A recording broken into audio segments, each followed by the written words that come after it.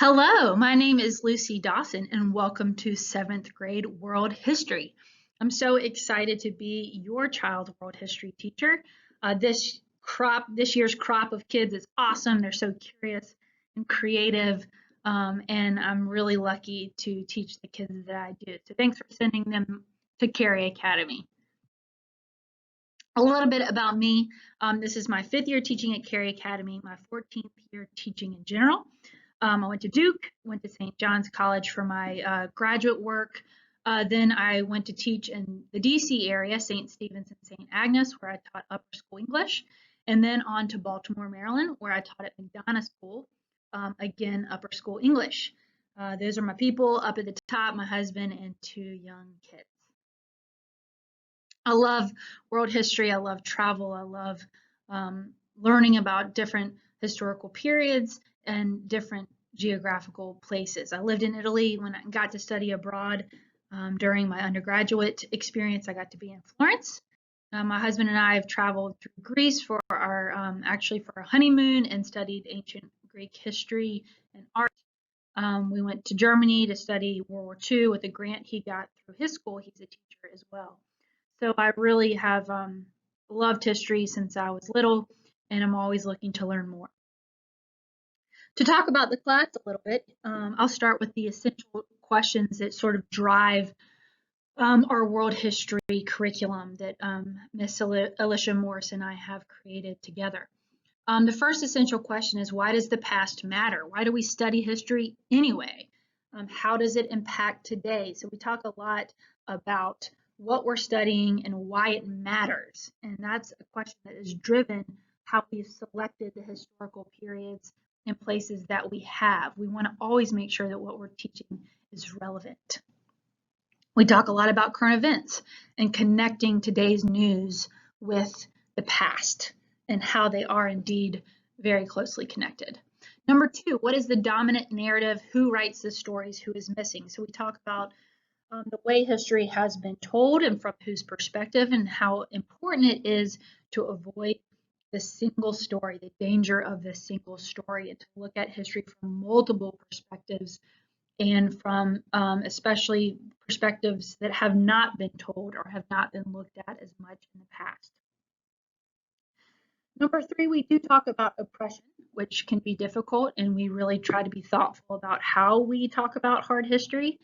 And we do look at sort of the pattern of oppression and progress through different parts of the world and different time periods. Now to get to the content. We start off with some intro material, danger of a single story, for example, and talking about the importance of looking at history from different perspectives. We just have been doing a unit on human migration. You might have heard your kids talking about it. We talk about why people move, push-pull factors. Each child chose a human migration topic that they were interested in that might be connected to your family's own story, culture, or heritage. And kids made a visual representing what they learned on that. Clearly, migration is something that matters today with our current global refugee crisis and also conversations about immigration here in the United States. We'll then move on to world pandemics and the Columbian Exchange. You might know why we chose to add that unit this year. We'll be looking at historical pandemics like the bubonic plague, like Justinian's plague, like Spanish influenza, and making connections to COVID today.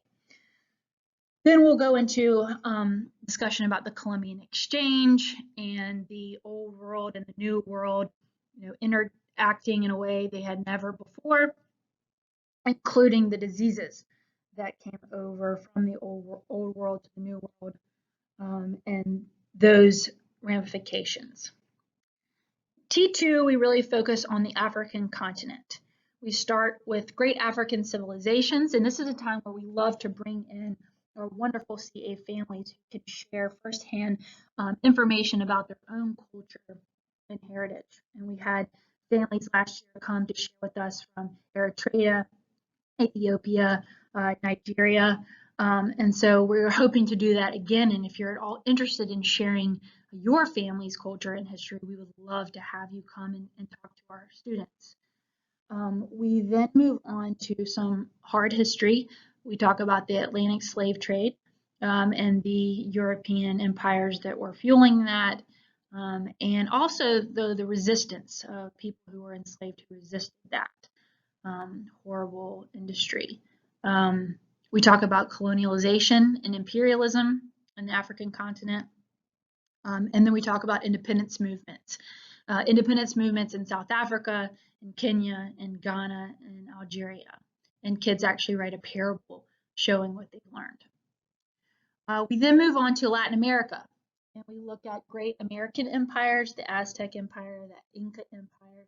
Again, we'll be inviting families, Latinx families who want to share their culture with us. We would be really honored to have them.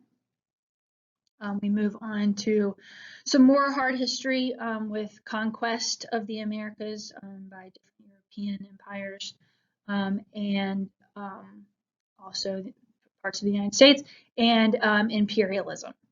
Then we end with revolutions and independence movements in Latin America. We talk about Bolivar, San Martin, and look at different parts of Central and South America.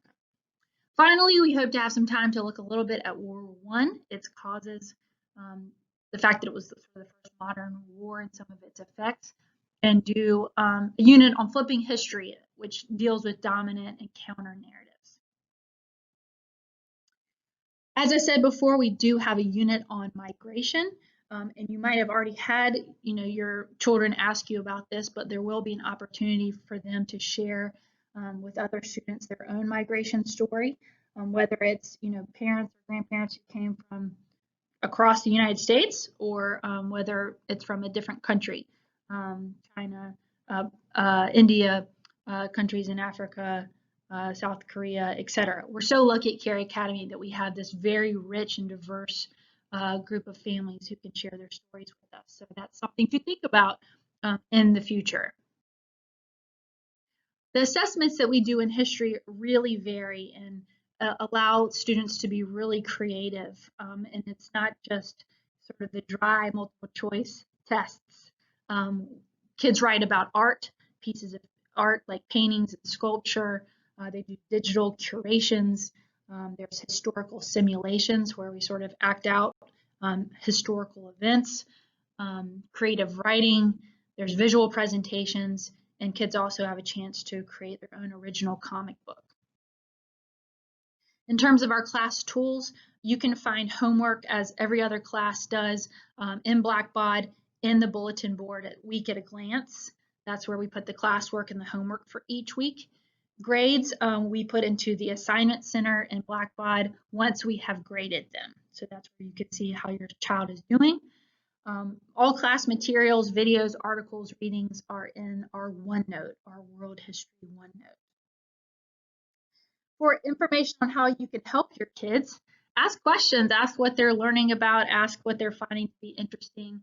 We have a lot of choice in projects, so you might ask them if they've chosen their own topic and why did they choose the topic that they did.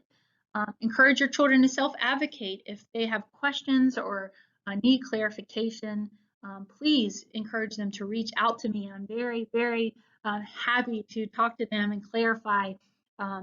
Ask them to email me. I have lots of time in class for questions, so they can always either put something in the chat or ask it out loud. Finally, commenting on their work.